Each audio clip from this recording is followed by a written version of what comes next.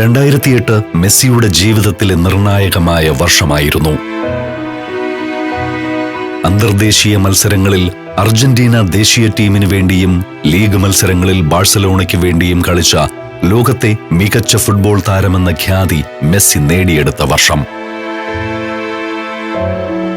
ലോക പ്രശസ്ത താരങ്ങളുമായി ഇടപെടാൻ ബാഴ്സലോണ ക്ലബ്ബ് നൽകിയ അവസരം മെസ്സിയുടെ ജീവിതത്തെ തന്നെ മാറ്റിമറിക്കുന്നതായിരുന്നു.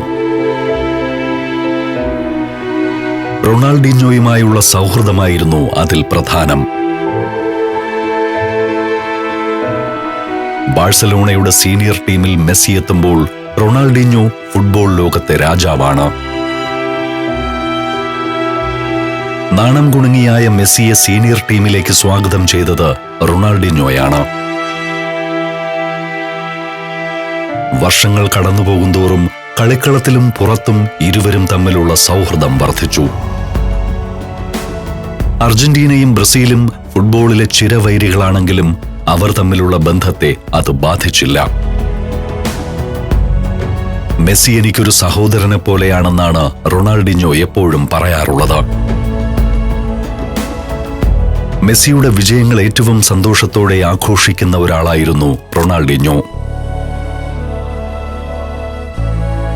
ബാഴ്സലോണ ടീമിൽ റൊണാൾഡീഞ്ഞോ കിരീടം വയ്ക്കാത്ത രാജാവായിരുന്ന കാലത്താണ് 2008 ഫ്രാങ്ക് റൈക്കാർഡ് മാറി പെപ് ഗോർഡിയോള ടീമിന്റെ പരിശീലകനായി എത്തുന്നത്.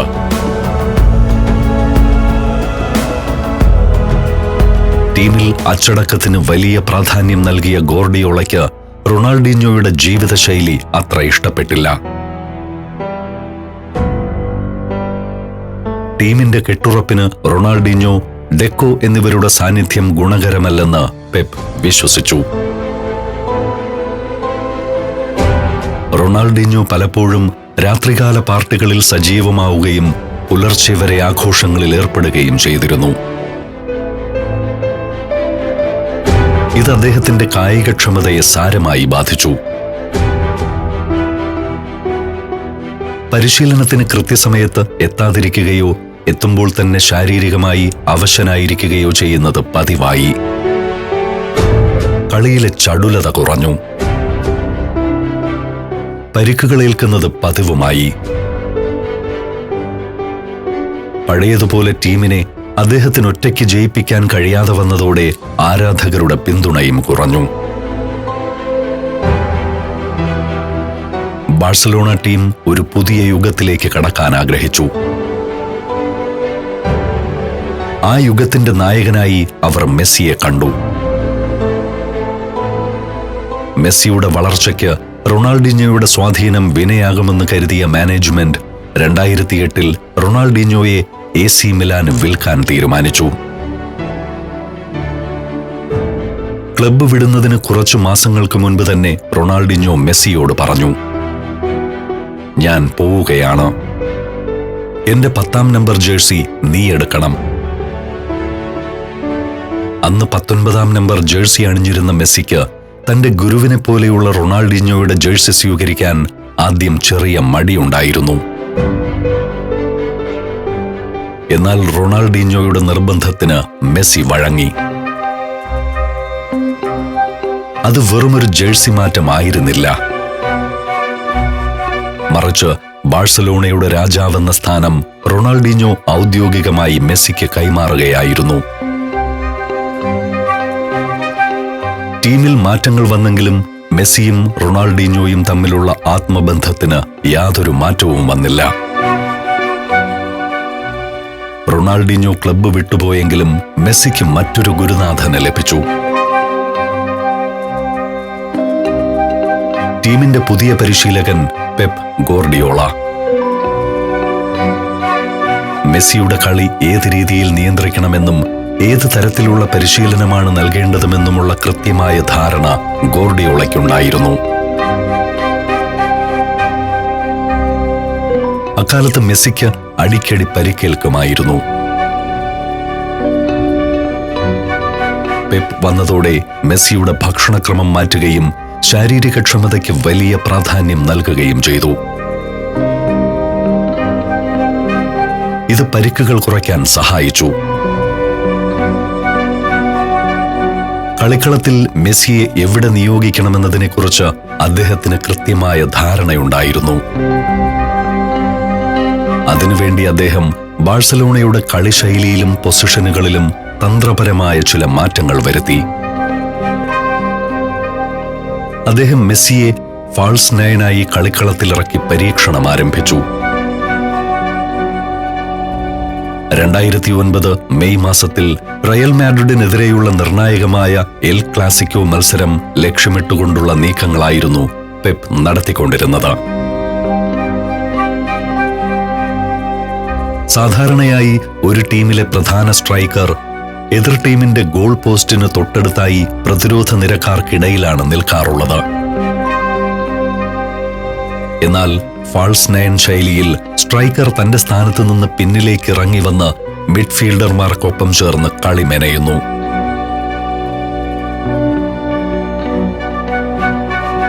വേഗതയും ഡ്രിബ്ലിംഗ് കഴിവുകളും കൊണ്ട് മെസ്സിക്ക് ആ സ്ഥാനം തികച്ചും അനുയോജ്യമാണെന്ന് പെപ്പ് ചുരുങ്ങിയ കാലയളവ് കൊണ്ട് തന്നെ മനസ്സിലാക്കി. കളം നിറഞ്ഞാടാനുള്ള അനുവാദം പരിശീലകൻ മെസ്സിക്ക് നൽകുകയായിരുന്നു. വിങ്ങിൽ നിന്ന് മാറി മൈതാനത്തിന്റെ മധ്യഭാഗത്തേക്ക് ഇറങ്ങി വരാൻ പെപ്പ് മെസ്സിയോട് നിർദ്ദേശിച്ചു. പിന്നീടുള്ള ദിവസങ്ങളിൽ മെസ്സിക്ക് അതിനനുസരിച്ചുള്ള പരിശീലനങ്ങളും ലഭിച്ചു. ബാഴ്സലോണ ക്ലബ്ബുമായി മികച്ച ബന്ധം നിലനിർത്തിയിരുന്ന കാലത്ത് മെസ്സിയുടെ പ്രൊഫഷണൽ ജീവിതത്തിൽ മറ്റൊരു വലിയ വെല്ലുവിളി ഉയർന്നു വന്നു.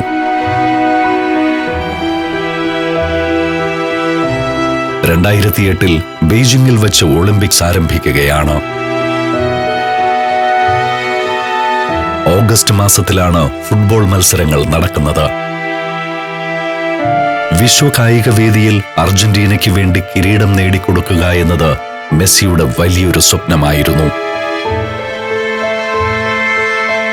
പക്ഷേ ബാഴ്സലോണ ക്ലബ്ബും അർജന്റീന ടീമും തമ്മിലുണ്ടായിരുന്ന തർക്കങ്ങൾ മെസ്സിയുടെ ആഗ്രഹത്തിന് വിലങ്ങുതടിയായി. ആ സമയത്ത് തന്നെയാണ് ബാഴ്സലോണയ്ക്ക് ചാമ്പ്യൻസ് ലീഗ് യോഗ്യതാ മത്സരങ്ങൾ കളിക്കേണ്ടത്. അത്തരമൊരു നിർണായക ഘട്ടത്തിൽ മെസ്സിയെപ്പോലൊരു പ്രധാന താരത്തെ വിട്ടുനൽകാൻ ക്ലബ്ബ് തയ്യാറായില്ല. ഈ തർക്കമൊടുവിൽ കായിക കോടതി വരെ എത്തി. ക്ലബ്ബുകൾക്ക് തങ്ങളുടെ കളിക്കാരെ ഒളിമ്പിക്സിന് വിട്ടുനൽകാൻ നിയമപരമായ ബാധ്യതയില്ലെന്ന് കോടതി വിധിച്ചു. അത് മെസ്സിയെയും അർജന്റീന ആരാധകരെയും വലിയ നിരാശയിലാഴ്ത്തി. തന്റെ രാജ്യത്തോടുള്ള കടമയും ക്ലബിനോടുള്ള ഉത്തരവാദിത്വവും നിറവേറ്റണമെന്ന ചിന്തയിൽ മെസ്സി ഉഴലുകയായിരുന്നു. ഈ ഘട്ടത്തിലാണ് പരിശീലകൻ പെപ്പ് ഗോർഡിയോള വീണ്ടും മെസ്സിയുടെ രക്ഷകനായത്. മെസ്സിയുടെ മുഖത്തെ വിഷാദവും രാജ്യത്തിനു വേണ്ടി കളിക്കാനുള്ള അദ്ദേഹത്തിന്റെ തീവ്രമായ ആഗ്രഹവും ഗോർഡിയോള തിരിച്ചറിഞ്ഞു. ഒളിമ്പിക് സ്വർണം നേടുന്നത് മെസ്സിയുടെ ആത്മവിശ്വാസം വർദ്ധിപ്പിക്കുമെന്നും അത് പിന്നീട് ക്ലബിന് ഗുണകരമാകുമെന്നും അദ്ദേഹം ബാഴ്സലോണ മാനേജ്മെന്റിനെ ബോധ്യപ്പെടുത്തി. ഒടുവിൽ ഗോർഡിയോളയുടെ ഉറപ്പിന്മേൽ ബാഴ്സലോണ മെസ്സിക്ക് ബെയ്ജിംഗിലേക്ക് പോകാൻ അനുവാദം നൽകി. തന്നിൽ വിശ്വാസമർപ്പിച്ച പരിശീലകനോടുള്ള ആദരസൂചകമായി ബാഴ്സലോണയുടെ ആദ്യ യോഗ്യതാ മത്സരത്തിൽ ടീമിനെ വിജയിപ്പിച്ച ശേഷമാണ് മെസ്സി അർജന്റീന ക്യാമ്പിലേക്ക് തിരിച്ചത്. ബീജിംഗിലെത്തിയ മെസ്സി അക്ഷരാർത്ഥത്തിൽ കളം നിറഞ്ഞു കളിച്ചു. യുവനിരയുടെ കരുത്തിൽ അർജന്റീന ഓരോ മത്സരവും ജയിച്ചു കയറി. തന്റെ ആത്മമിത്രമായ സെർജിയോ അഗ്യൂറോയോടൊപ്പം മെസ്സി നടത്തിയ മുന്നേറ്റങ്ങൾ ഫുട്ബോൾ ലോകം അമ്പരപ്പോടെയാണ് കണ്ടത്. നൈജീരിയക്കെതിരെയുള്ള ആവേശകരമായ ഫൈനലിൽ ഏഞ്ചൽ ഡി മരിയ നേടിയ വിജയ ഗോളിന് വഴിയൊരുക്കിയത് മെസ്സിയുടെ അളന്നുമുറിച്ച പാസായിരുന്നു.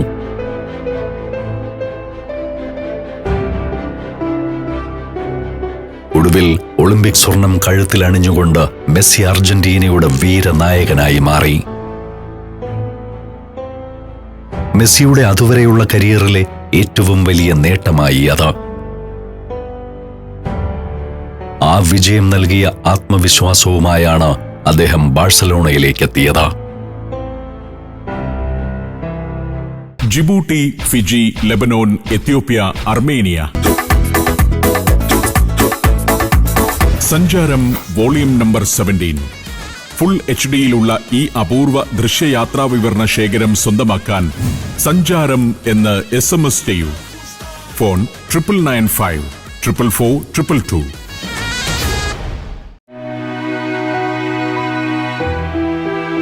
തന്റെ രാജ്യത്തിനു വേണ്ടി ഒരു വലിയ കിരീടം നേടാനായില്ല എന്ന ചീത്തപ്പേര് മാഞ്ഞതോടെ മെസ്സി കൂടുതൽ ആത്മവിശ്വാസത്തോടെ ബാഴ്സലോണയുടെ 10-ാം നമ്പർ ജേഴ്സി അണിഞ്ഞു. പരിശീലകൻ പെപ് ഗോർഡിയോളയുമായുള്ള മെസ്സിയുടെ ബന്ധം കൂടുതൽ ദൃഢമായി.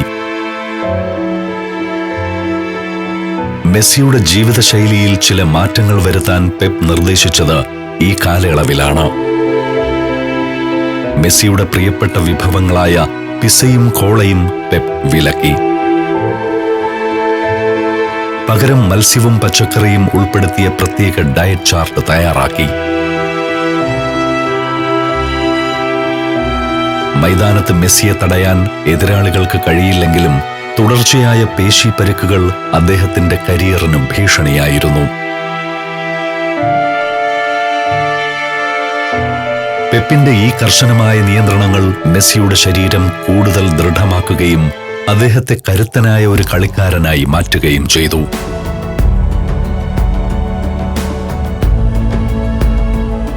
'98 അവസാനത്തോടെ മെസ്സിയുടെ വ്യക്തിജീവിതത്തിലും മനോഹരമായ ഒരു മാറ്റം സംഭവിച്ചു. 2009 ജനുവരിയിലെ ഒരു തണുത്ത വൈകുന്നേരം ബാഴ്സലോണയിലെ പ്രാദേശിക ചാനലായ TV3-യുടെ ഹാട്രിക് ബാഴ്സ എന്ന സ്പോർട്സ് പരിപാടിയിൽ അതിഥിയായി എത്തിയതായിരുന്നു 21-കാരനായ മെസ്സി. അവതാരകൻ തമാശ രൂപേണ മെസ്സിയുടെ സ്വകാര്യ ജീവിതത്തെക്കുറിച്ച് ഒരു ചോദ്യമെറിഞ്ഞു. നിങ്ങൾക്ക് കാമുകയുണ്ടോ? സാധാരണയായി ഇത്തരം ചോദ്യങ്ങളിൽ നിന്ന് ഒഴിഞ്ഞുമാറുന്ന മെസ്സി അന്ന് പതിവിന് വിപരീതമായി കൗതുകകരമായ ഒരു പുഞ്ചിരിയോടെ മറുപടി നൽകി. അതെ, എനിക്കൊരു കാമുകയുണ്ട്. അവൾ അർജന്റീനയിലാണ്. ഞങ്ങൾ വളരെ സന്തോഷത്തിലാണ്. വർഷങ്ങളോളം മെസ്സിയും ആന്റോണെല്ലയും അതീവ രഹസ്യമായി സൂക്ഷിച്ച പ്രണയം ലോകത്തിനു മുന്നിൽ ഔദ്യോഗികമായി വെളിപ്പെട്ട നിമിഷമായിരുന്നു അത്. ആ അഭിമുഖത്തിനു ശേഷം മാധ്യമങ്ങൾ ആ അജ്ഞാത സുന്ദരി ആരാണെന്ന തിരച്ചിലിലായി. അധികം വൈകാതെ തന്നെ റൊസാരിയോയിലെ ആന്റോണെല്ല റൊക്കോസോ എന്ന പെൺകുട്ടിയാണ് മെസ്സിയുടെ ഹൃദയം കവർന്നതെന്ന് ലോകം തിരിച്ചറിഞ്ഞു. ആന്റോണെല്ല നൽകിയ വൈകാരികമായ സ്ഥിരത മൈതാനത്ത് കൂടുതൽ ശ്രദ്ധ കേന്ദ്രീകരിക്കാൻ മെസ്സിയെ സഹായിച്ചു. ലജ്ജാശീലനായ പഴയ പയ്യനിൽ നിന്ന് ഉത്തരവാദിത്വമുള്ള ഒരു കുടുംബനാഥനിലേക്കും ടീമിന്റെ നട്ടെല്ലായ നായകനിലേക്കുമുള്ള മെസ്സിയുടെ മാറ്റം ലോകം കണ്ടു തുടങ്ങുകയായിരുന്നു.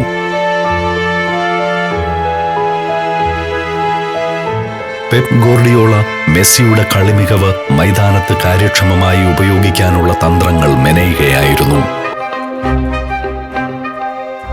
അങ്ങനെ ആ ദിവസം വന്നെത്തി. 2009 മെയ് 2. ഫുട്ബോൾ ലോകം എന്നും ഓർത്തിരിക്കുന്ന ചരിത്ര ദിനം. റയൽ മാഡ്രിഡിന്റെ തട്ടകമായ സാന്റിയാഗോ ബെർണബ്യൂവിൽ നടന്ന എൽ ക്ലാസിക്കോ. സ്പാനിഷ് ലീഗ് കിരീടം ആര് നേടുമെന്ന് തീരുമാനിക്കുന്ന നിർണായക പോരാട്ടമാണ്. ലോകത്തെ മികച്ച ടീമുകളായ റയൽ മാഡ്രിഡും ബാഴ്സലോണയും തമ്മിലുള്ള ഏറ്റുമുട്ടലാണ് എൽ ക്ലാസിക്കോ എന്ന് വിശേഷിപ്പിക്കപ്പെടുന്നത്. മത്സരത്തിന്റെ 14-ാം മിനിറ്റിൽ ഗോൺസാലോ ഹിഗ്യുനിലൂടെ റയൽ മാഡ്രിഡ് ആദ്യ ഗോൾ നേടി മുന്നിലെത്തിയപ്പോൾ ഗാലറി ഇളകി മറിഞ്ഞു.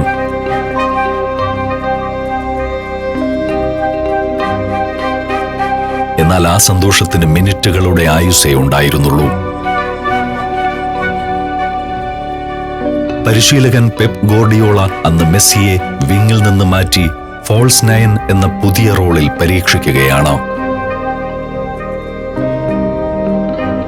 ആ തന്ത്രം റയൽ മാഡ്രിഡിന്റെ പ്രതിരോധ കോട്ടയെ തകർത്തെറിഞ്ഞു. 18-ാം മിനിറ്റിൽ മെസ്സിയുടെ അളന്നു മുറിച്ച പാസിൽ നിന്ന് തിയറി ഹെൻറി ഗോൾ നേടിയതോടെ ബാഴ്സ തിരിച്ചുവന്നു.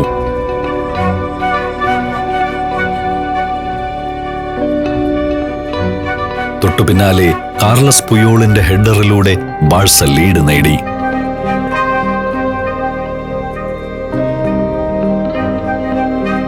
ബാഴ്സലോണയുടെ ടിക്കി ടാക്ക ഫുട്ബോളിന്റെ വിശ്വരൂപം ലോകം കണ്ട രാത്രിയായിരുന്നു അത്. ചെറിയ പാസുകളിലൂടെ പന്ത് എപ്പോഴും കൈവശം വെച്ചുകൊണ്ട് മൈതാനത്ത് കൃത്യമായ ഇടം കണ്ടെത്തി മുന്നേറുന്ന ശൈലി.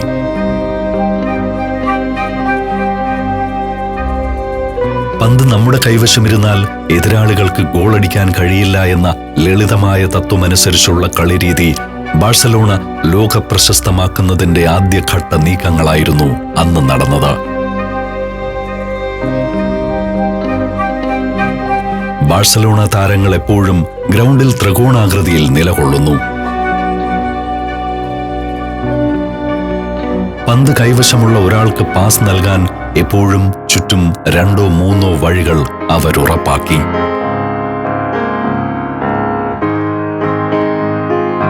മെസ്സി, സാവി, ഇനിയേസ്റ്റ സഖ്യം റയൽ മാഡ്രിഡിനെ വെള്ളം കുടിപ്പിക്കുന്ന കാഴ്ചയാണ് പിന്നീട് അരങ്ങേറിയത്.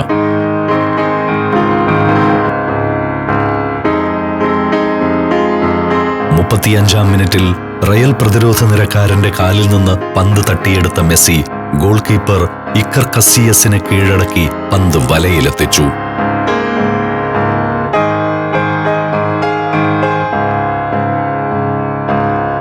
രണ്ടാം പകുതിയിലും ബാഴ്സയുടെ ആക്രമണം തുടർന്നു. തിയറി ഹെൻറി തന്റെ 2ാം ഗോൾ നേടി.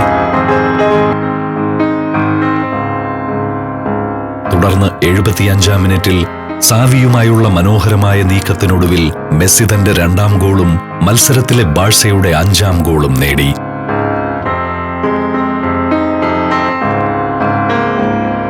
ഗോൾ നേടിയ ശേഷം മെസ്സി തന്റെ ജേഴ്സി ഉയർത്തി ഉള്ളിലെ ടീഷർട്ടിലെ എഴുത്ത് ലോകത്തിന് കാണിച്ചു കൊടുത്തു. സിൻഡ്രോം DX ഫ്രാഗിൾ എന്നായിരുന്നു ആ വരികൾ. ഫ്രാഗിൾ സിൻഡ്രോം എന്ന പ്രത്യേക ജനിതക രോഗത്തെക്കുറിച്ചുള്ള ബോധവൽക്കരണമായിരുന്നു അത്.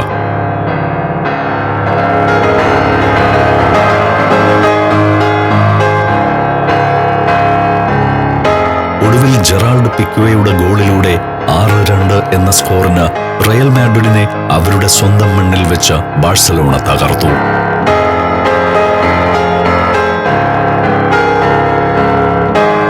ആധുനിക ഫുട്ബോൾ ചരിത്രത്തിൽ ഒരു ടീം റയൽ മാഡ്രിഡിന്റെ മൈതാനത്ത് നേടുന്ന ഏറ്റവും വലിയ വിജയങ്ങളിലൊന്നായി അത്. ഈ മത്സരം മെസ്സിയെ ബാഴ്സലോണയുടെ അനിഷേധ്യ നായകനായി ഉറപ്പിച്ചു.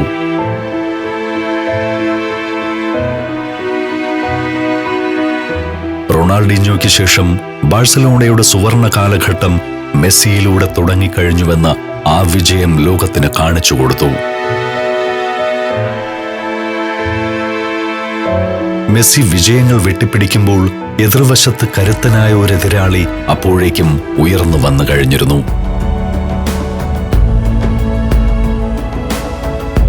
2008 ബാലൻ ഡിയോർ ജേതാവായ ക്രിസ്ത്യാനോ റൊണാൾഡോയും മെസ്സി എന്ന യുവതാരവും തമ്മിലുള്ള താരതമ്യങ്ങൾ കായിക ലോകത്ത് സജീവമായി.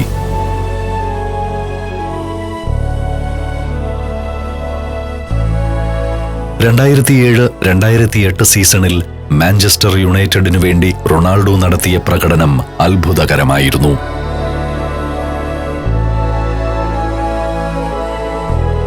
പ്രീമിയർ ലീഗിലും ചാമ്പ്യൻസ് ലീഗിലും ടോപ്പ് സ്കോററായ അദ്ദേഹം ആ വർഷം തന്നെ തന്റെ ആദ്യ ബാലൻ ഡിയോർ പുരസ്കാരവും നേടി.